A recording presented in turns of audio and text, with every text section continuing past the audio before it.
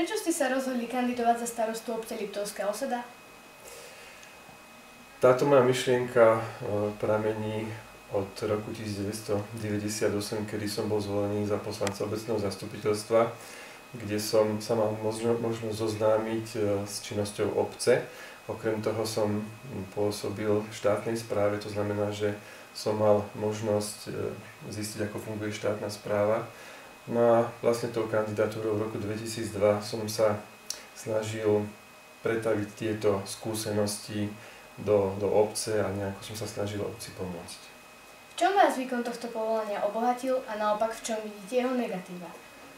Obohatenie vidím v tom, že naozaj človek má možnosť sa zoznámiť pri tejto práci s rôznymi problematikami. Naozaj ten záber v obci je veľmi široký a veľmi si cením a naplňa ma to, keď sa podarí nejaké dielo dokončiť do konca, keď vidím, že ľudia to užívajú, že si to ako vážia.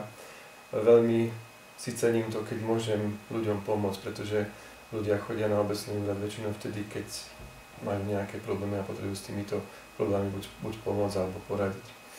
No a negatívu vidím v tom, že naozaj táto práca nie je práca na 8 hodín.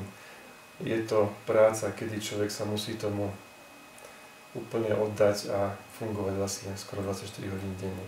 Sú mobilné telefóny, čiže ja ten mobilný telefón nevypínam, čiže ja som k dostihnutiu kedykoľvek doma, kedykoľvek v nedeľu, v sobotu.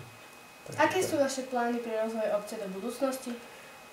Tak chcel by som, aby naša obec bola veľmi pekná, aby mala vybudovanú infraštruktúru, to znamená bola kanalizácia, aby boli cesty, aby boli čisté potoky. Máme veľmi veľký projekt rozbehnutý, turisticko-relaxačný komplex, ktorý sa začal rozvíjať od roku 2003, to znamená, že vlastne 10. rok pracujeme v tejto oblasti a keď sa podaria tieto aktivity, tak naozaj naša obec bude veľmi pekná a bude tu radosť žiť. Ďakujem za rozhovor a prajem vám veľa úspechov do budúcnosti. Dovidenia.